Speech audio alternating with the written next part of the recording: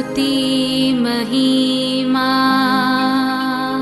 यीशु प्रभु जी, गाते आते हैं तुझ पास, जीवन जल के प्यास,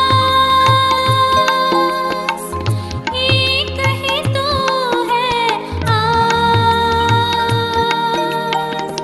जग निर्माता मुक्तिदाता, जीवन जल देखा, जीवन जल देखा, जीवन जल देखा। जीवन जल कार्यक्रम देखने वाले सभी दर्शकों को प्रभु यीशु मसीह के मधुर नाम में नमस्कार। Living waters gospel broadcast Mumbai में एक रेडियो सेवा है। इसे हेराल्ड मैग्रेगर 1953 में जब न्यूजीलैंड से आए आरंभ किए थे, जो आज तक परमेश्वर की दया से अच्छी तरह से चल रही है। इसके लिए परमेश्वर की स्तुति हो। इसके अलावा 2013 से टीवी प्रोग्राम भी चालू है, उसके लिए परमेश्वर की स्तुति हो। मुझे उम्मीद है कि आप ये प्रोग्राम्स देख रहे हैं और परमेश्वर का आशीष पा रहे हैं, और आपके जीवन में भी परमेश्वर का महान योजना पा रहे हैं। हमारे कार्यक्रम का ये मुख्य उद्देश्य जो परमेश्वर का वचन बाइबल में जो लिखा है उसको समझाने के लिए है। परमेश्वर का वचन कहता है, आप सत्य को जानो और सत्य आपको स्वतंत्र करेगा। प्रभु यीशु मसीह वो सत्य है, जिसने उसे जाना है वो स्वतंत्रता पाए हैं। हम वही उसका ही गवाही है, और हमारे जैसे कई लोग यीशु मसीह को पहचाने और स्वतंत्र हो गए हैं। क्या आपने प्रभु यीशु मसीह को आपका उद्धारकर्ता जाना है? जो आप जीवन जल प्रोग्राम निरंतर देखते रहे और आशीष पाते रहे। परमेश्वर आपको आशीष दे। धन्यवाद। जीवन जल कार्यक्रम देखने वाले सभी दर्शकों को जगत के उद्धारकर्ता प्रभु यीशु मसीह के पवित्र नाम में नमस्कार। यूहन्ना अध्याय 7 और पद 37 में पवित्र शास्त्र वचन में ऐसा लिखा हुआ है, यीशु ने लोगों को पुकार कर कहा, यदि कोई प्यासा हो तो मेरे पास आकर पिए। जो मुझ पर विश्वास करेगा उसके हृदय में से जीवन जल की नदियां बह निकलेगी। क्या आप जीवन में प्यासे हैं या सच्चाई की तलाश में है? प्रभु यीशु मसीह आपकी प्यास बुझाना चाहते हैं, आपके सवालों का जवाब देना चाहते हैं। तो आइए आज परमेश्वर के संदेश सुनने से पहले अपने मनों को तैयार करें और इस मधुर संगीत का आनंद उठाइए।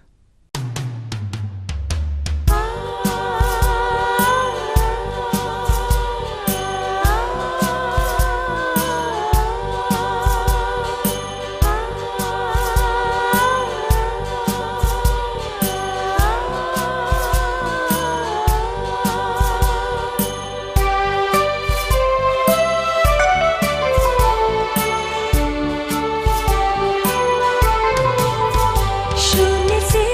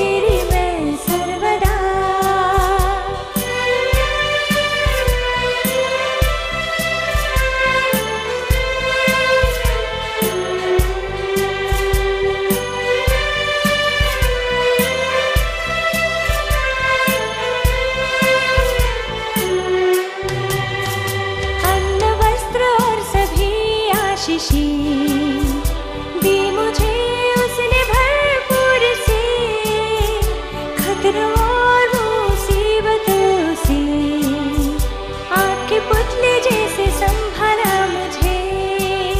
अनोखा प्यार है तेरा, करूंगी स्तुति तेरी मैं सर्वदा। अनोखा प्यार है तेरा, करूंगी स्तुति तेरी मैं सर्वदा। प्रभु यीशु मसीह के मीठे नाम में आप सबको मेरा जय मसीह की। मुझे उम्मीद है कि परमेश्वर के वचन को आप इस कार्यक्रम के दौरान सुन रहे हैं और अपने जीवन में आगे बढ़ रहे हैं, और यूं ही आप परमेश्वर की बातों को समझते हुए और आगे बढ़ते चले। और हमारी यही प्रार्थना है कि आप प्रभु में मजबूती में और आगे बढ़ने पाएं और प्रभु के मार्ग में चलते हुए परमेश्वर की योजना के अनुसार अपने जीवन को बिताने वाले बनने पाए।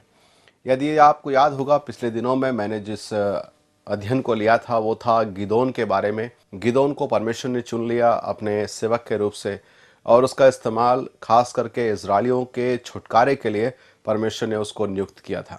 जब गिदोन को परमेश्वर ने चुना तो गिदोन की अवस्था हालांकि सही नहीं थी, लेकिन परमेश्वर की आत्मा के भरपूरी के कारण उसमें परमेश्वर ने ऐसी सामर्थ्य दे दी, परमेश्वर ने उसको ऐसा जो बल दिया, ऐसा सामर्थ्य दिया कि वो कम से कम परमेश्वर के लिए खड़ा हो गया।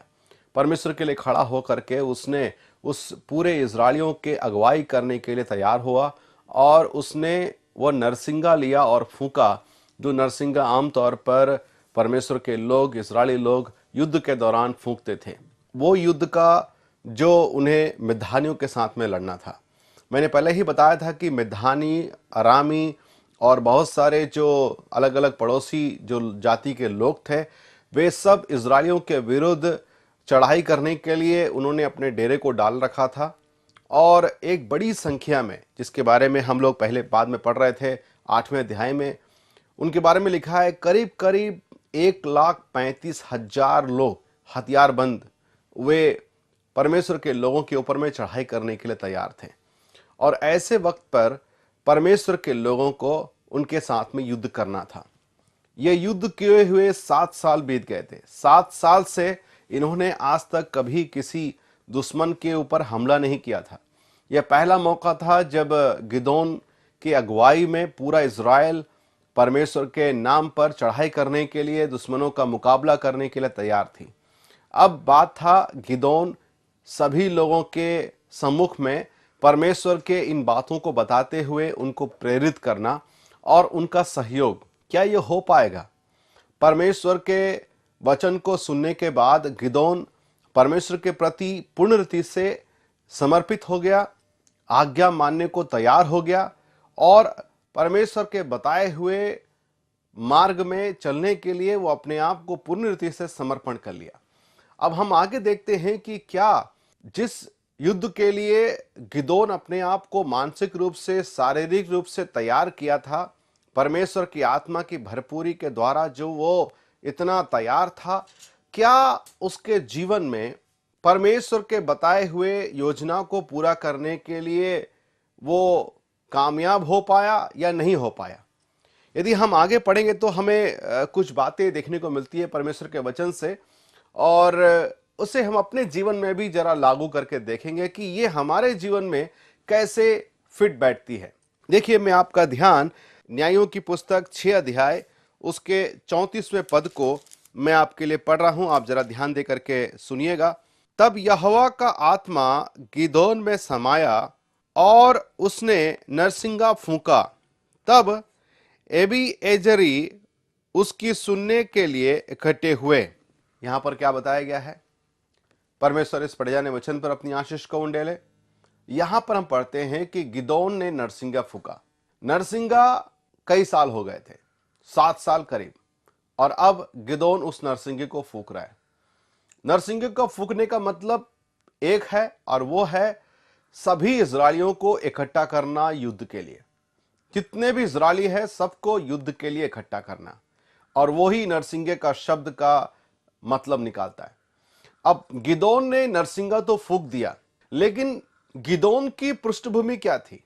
मैंने पहले भी बताया था कि गिदोन की पृष्ठभूमि वो एक गरीब परिवार से आने वाला एक जवान था जो कंगाल था और मरने की हालत में था। उसके पास में कुछ भी नहीं था जो वो बहुत दिनों तक टिक पाए।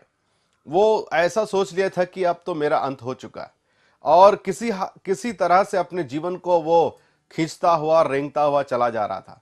ऐसी हालत में उसका साथ देने के लिए कौन खड़ा हो सकता है?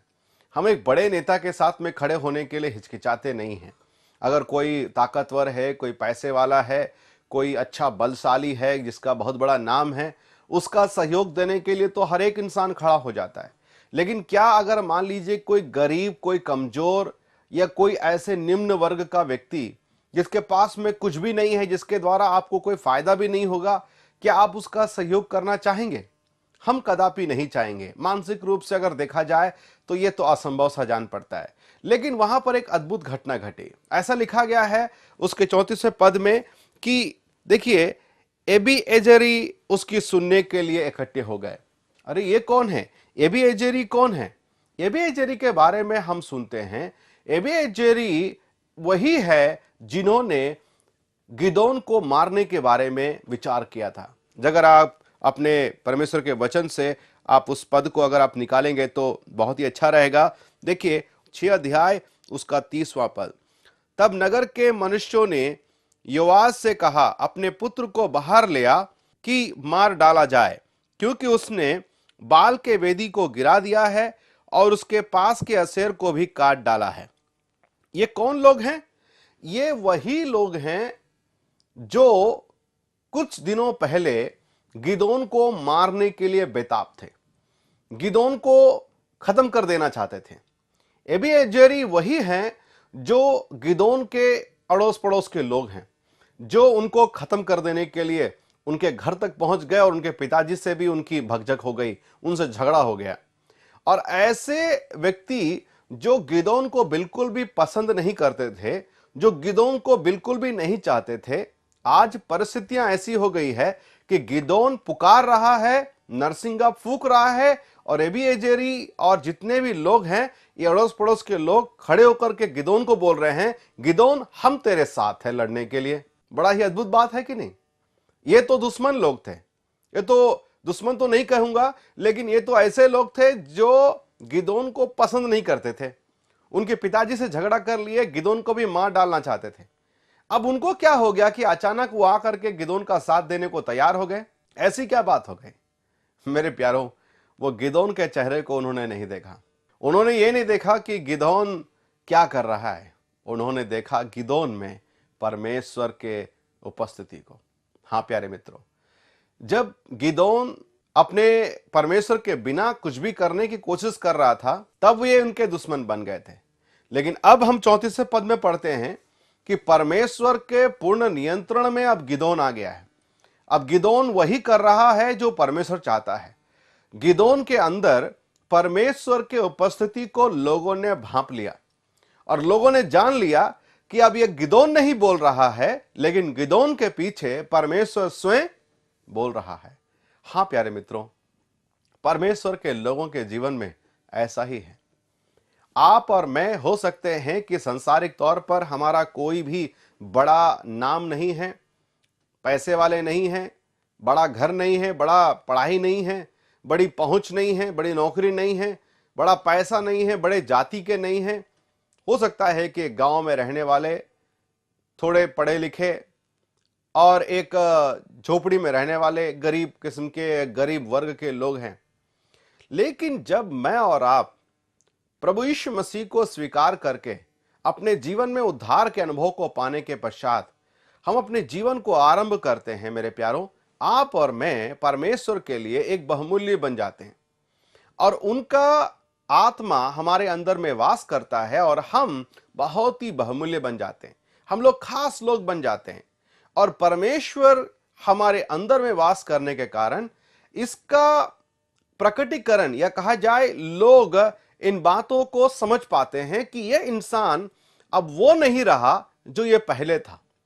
इसका पहले वाला जीवन मर गया है, लेकिन अब इसके अंदर कुछ दूसरा ही है।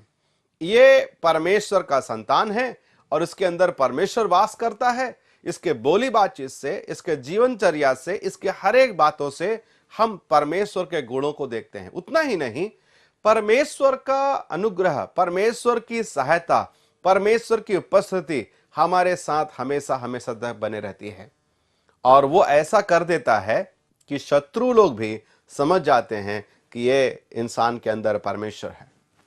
आप यूसुफ के बारे में देखते हैं, यूसुफ के बारे में पढ़ते हैं कि वो बंदी गृह में था। बंदी गृह में रहने के बावजूद भी दो कैदी लोग जब वहां पर आए थे, उन्होंने भांप लिया कि इसके अंदर में परमेश्वर है या इसके साथ परमेश्वर है।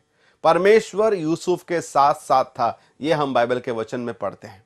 हालांकि यूसुफ जेल में था, हालांकि यूसुफ उस बंदी गृह में था, गुलामी में था, लेकिन फिर भी क्योंकि वो परमेश्वर के लिए खड़ा रहा, परमेश्वर के मार्ग में चलने के लिए अपने आप को समर्पित कर दिया, परमेश्वर उसके साथ साथ था। और यह बात लोगों ने भी जान लिया। दानियल के बारे में हम पढ़ते हैं, दानियल दुश्मन के देश में रहता था, बाबुल में, जो एक विदेशी जगह है, एक ऐसा जगह है जो इजरायलियों के ऊपर हमला करके, उनको हरा करके, उनको कैद बना करके, गुलाम बना कर रखे थे।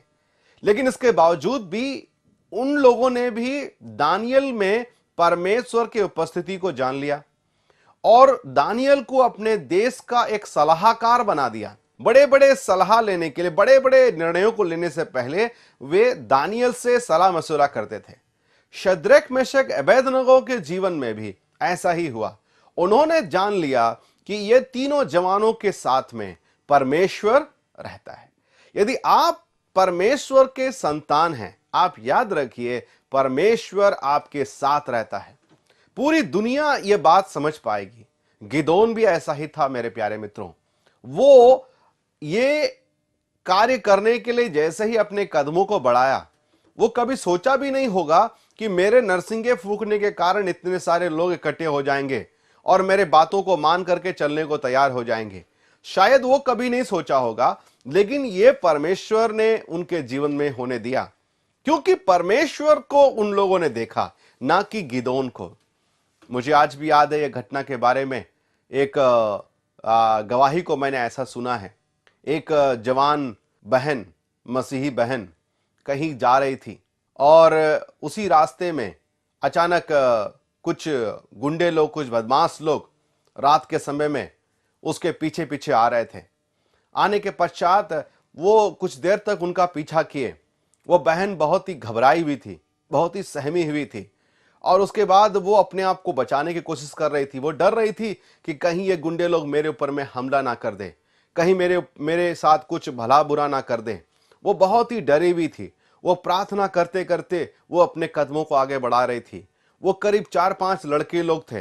अब तब वो नजदीक आने ही वाले थे। जैसे ही वो नजदीक पहुंच रहे थे, ये बहन के अंदर और ज्यादा डर होने लगा। वो डरने लगी, घबराने लगी, उसका हृदय धड़कने लगा। लेकिन कुछ ही देर के बाद में जब उस बहन ने अपने आंखों को खोल करके जब इन लोगों को देखा, तो पाया कि ये जितने भी लड़के हैं वे दौड़ करके वहां से भाग जा रहे हैं और वो रुकने का नाम ही नहीं ले रहे हैं।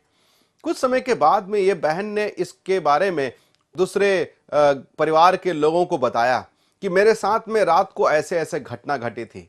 जब बहुत दिनों के बाद में ये पता चला कि वो लड़के जो उस लड़की के ऊपर में हमला करने को, उस मसीह बहन के ऊपर में हमला करने को उस रात को वो ताक लगा करके नजदीक आ रहे थे और अचानक उसके बाद भाग गए, तो उनमें से एक लड़का जैसा ही इस बात को सुना कि वो लड़की के ऊपर में हम लोग हमला इसलिए नहीं कर पाए क्योंकि उस दिन उस लड़की के साथ में कोई एक व्यक्ति था और वो व्यक्ति इतना लंबा चौड़ा और उसके हाथ में एक धार तलवार थी और वो धार तलवार को हम लोगों ने देखा और उस लंबे चौड़े व्यक्ति को देखा जिसने उस मसीह बहन के ऊपर में अपने हाथ को पसार करके खड़ा हुआ था।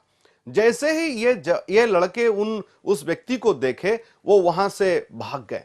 वो लड़की को जब ये सवाल पूछा गया कि उस दिन रात को आपके साथ में वो कौन आदमी था जिसके हाथ में तलवार था, जिसकी वजह से ये लड़के लोग, मवाली लोगों ने आपके ऊपर हमला नहीं किया? लड़की ने बोला, मेरे साथ तो कोई नहीं था, मैं तो अकेली थी उस दिन और मैं केवल प्रभु से प्रार्थना कर रही थी। और उसके बाद जब मैंने आंखें खोला तो देखा कि ये लड़के लोग भाग रहे हैं। मुझे नहीं पता मेरे साथ में कौन था, मेरे साथ में तो कोई नहीं था, मैं अकेली थी। तब प्रभु के एक जन ने उसको बताया कि तुम अकेले तो नहीं थी उस दिन, तेरे साथ में कोई था। हो सकता है कि तुझे ना दिखता हो, लेकिन वो परमेश्वर की उपस्थिति तेरे साथ थी। परमेश्वर अपने लोगों को हमेशा संभाल कर रखता है प्यारों, ताकि उसके जीवन में उसके ऊपर कोई भी प्रकार की आंच नहीं आने पाए। परमेश्वर हमारे जीवन को यदि सुरक्षा ना दे तो हम कताई भी एक दिन देख नहीं पाते हैं। परमेश्वर की अनुमति के बिना परमेश्वर के लोगों के जीवन में कुछ भी नहीं हो सकता। कुछ भी अगर होती है, कुछ भी बात ऐसा होता है, परमेश्वर का अनुमति होना जरूरी है। बिना परमेश्वर की अनुमति के परमेश्वर के लोगों को कोई छू भी नहीं सकता। हम लोग एक बहुत ही सुरक्षित तरीके से परमेश्वर के अनुग्रह के तले आते हैं, और परमेश्वर हमारे साथ रहने के कारण प्यारो हमारे जीवन में वो सुरक्षा को हम महसूस कर पाते हैं। ये जेट सिक्योरिटी से भी बढ़ करके है, जहां चारों ओर जितने सारे कमांडोज खड़े रहते हैं, लेकिन उसके बावजूद भी बड़े बड़े नेता लोग सुरक्षित महसूस नहीं करते हैं। प्यारे मित्रों, हम जो परमेश्वर के लोग हैं, परमेश्वर की विशेष सुरक्षा परमेश्वर के लोगों के जीवन में है। ये उनके जीवन में ही है जिन्होंने वाकई में अपना जीवन प्रभु यीशु मसीह को सौंप दिया हो, उद्धार का अनुभव प्राप्त किया हो, मसीह को अपने दिल में बसाया हो। ऐसे लोगों के जीवन में परमेश्वर अपना सुरक्षा को प्रदान करता है। तो यहां पर हम उसी बात को पढ़ते हैं। गिदोन के जीवन में परमेश्वर के उपस्थिति को लोगों ने भांप लिया, इस वजह से वो सभी के सभी उसका साथ देने को तैयार हो गए। उतना ही नहीं, अगर हम उसके 35वें पद को पढ़ते हैं, उसमें ऐसा लिखा हुआ है, फिर उसने कुल मनश्शे के पास अपने दूत भेजे और वे भी उसके समीप इकट्ठे हुए, और उसने असेर, जबूलून, नप्ताली के पास भी दूत भेजे, तब वे भी उससे मिलने को चले गए। और आगे अगर आप पढ़ते हुए चलेंगे तो आपको मिलेगा कि कुल मिलाकर के करीब 7 अध्याय और उसके 3 पद में हम पढ़ते हैं, इसलिए तू जाकर लोगों में यह प्रचार करके सुना दे कि जो कोई डर के मारे थरथरा हो, वह गिलाद के पहाड़ से लौटकर चले जाए। तब 22,000 लोग लौट गए, केवल 10,000 रह गए। अगर आप पढ़ेंगे तो आपको मिलेगा 22,000 और 10,000, मतलब कुल मिलाकर के क्या है, कितने लोग थे गिदोन के साथ? 32,000 लोग। वाह, क्या बात है ना। 32,000 लोग गिदोन का साथ देने को तैयार हो गए। हालांकि दुश्मनों के पास में इससे बड़ी संख्या थी, 1,35,000 जवान लोग दुश्मनों की संख्या, और प्रभु के लोगों की संख्या कितनी थी? 32,000 संख्या। 32,000 गिदोन के साथ देने के लिए तैयार हो गए। गिदोन के जीवन में परमेश्वर की उपस्थिति को देख करके वो परमेश्वर के लिए खड़े होने को तैयार हो गए। मैं आपसे यह सवाल पूछना चाहता हूं, क्या आपके जीवन में लोग परमेश्वर की उपस्थिति को देख पाते हैं? आपके जीवन का हालत कैसे है प्यारे मित्रों? क्या आपका जीवन सचमुच में प्रभु के प्रति कमिटेड है, उतना समर्पित है? प्रभु, क्या लोगों के दृष्टि में आपका जीवन कैसा दिखता है? क्या आप सचमुच में प्रभु का जन है, यह बात लोग कह पाते हैं क्या? आपके बोलचाल से कितनी गालियां निकलती है, कितने झूठ बोलते हैं। कई मसीह लोगों के बारे में हम सुनते हैं, अरे उसके बारे में मत बताओ ब्रदर, उसका मुंह खोलने से केवल गाली ही गाली है। अपने हर जगह बात करने के समय में उटपटांग बातें करता है, झूठ बोलने वाला व्यक्ति। कई लोगों के जुबान से सुनने को मिलता है, अरे ब्रदर उसको तो मत बताइए, अरे वो तो उधारी लेकर के भाग गया है। कई मसीहों के बारे में सुनने को मिलता है, वो बाजार में छिपते छिपते घूमते हैं, क्योंकि उन्होंने कई उधारियां ले ली है, लोगों को धोखे दिए हैं। प्यारे मित्रों, आपका गवाही जीवन कैसे है? आप जरा सोच करके देखें। क्या आपके जीवन को देख करके लोगों को परमेश्वर के उपस्थिति का एहसास होता है क्या?